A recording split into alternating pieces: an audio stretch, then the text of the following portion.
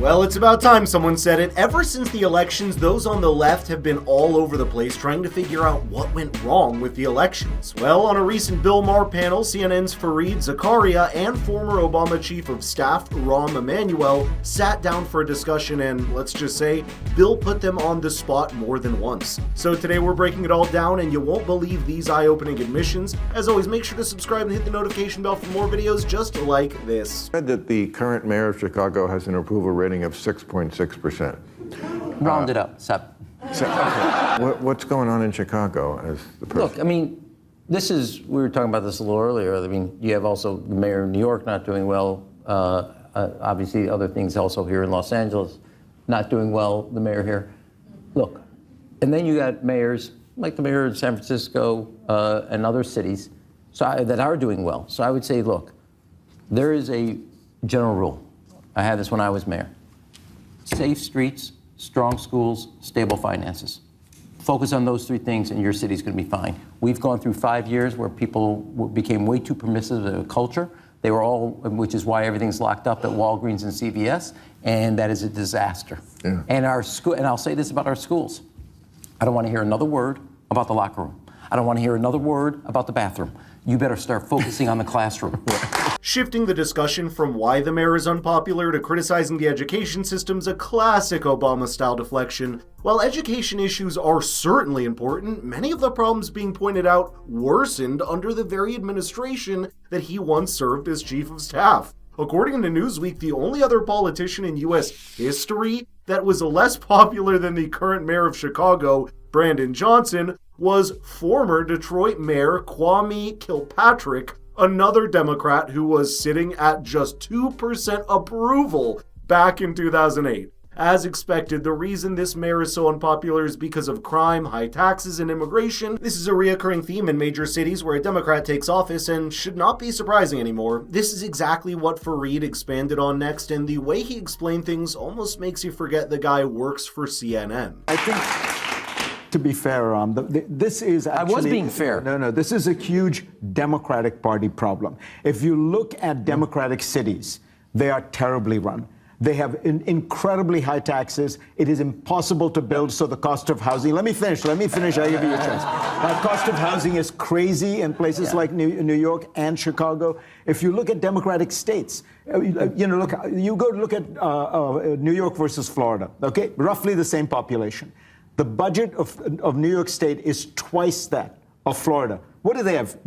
Streets paved with gold? I live in New York. I pay the highest taxes in New York. You get nothing for it. And I think that is the image people have of the Democratic Party. Fair. Lots of taxes, lots of regulation, but nothing gets done. Hey, and I live in LA. Right. Saying that is the image people have makes it sound like an unfair stereotype, but it's not. People aren't just imagining these issues. They're living through them every single day. Take San Francisco, for example, a city that once symbolized innovation and prosperity.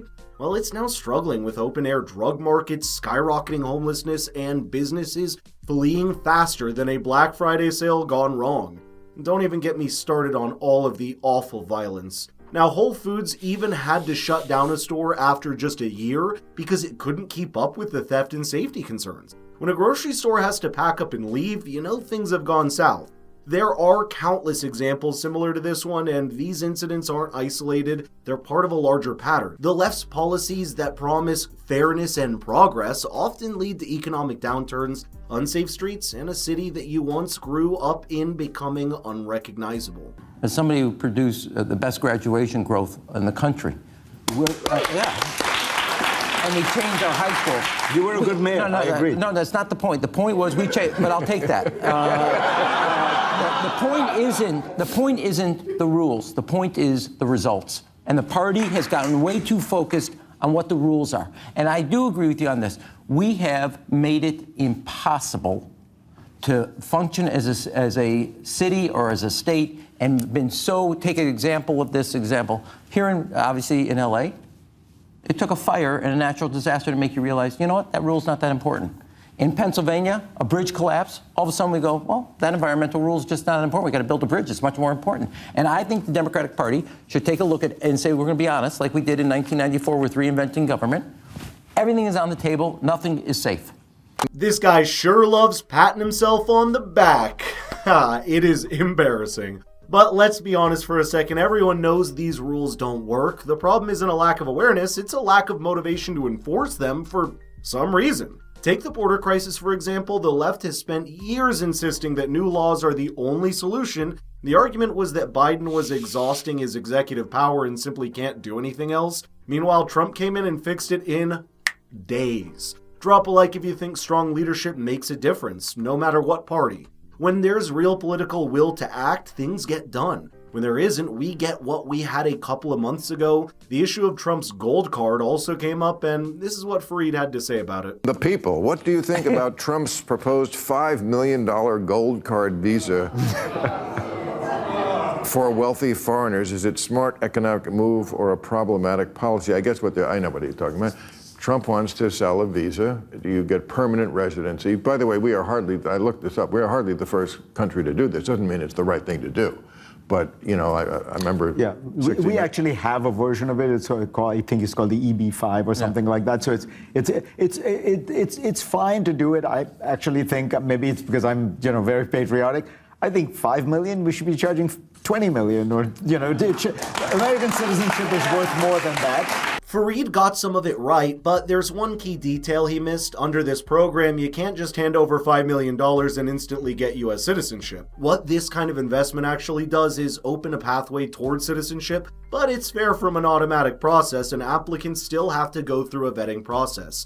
Plus, people who invest that much money aren't doing it lightly. They're making a calculated decision, ensuring there's a clear return to their investment, so that means more jobs and more economic output. It's also worth noting that the funds generated through this program will contribute directly to reducing the national debt, which is a huge benefit to the country. So as long as the vetting is done properly, this program's a win-win for everyone involved. Economic boycott today, where consumers are urged only to purchase from small businesses, likely to be effective in holding billionaires like Jeff Bezos to account. Yeah, I was going to cover this issue and we ran out of time. I'll give you a boycott. Well, That has way too much time on their hand. no, this is the thing that's going on today. It mistakes. This is why I was saying that there really is a movement of people doing interpretive dances to protest the Trump administration's cuts of USAID. I mean, people are starving.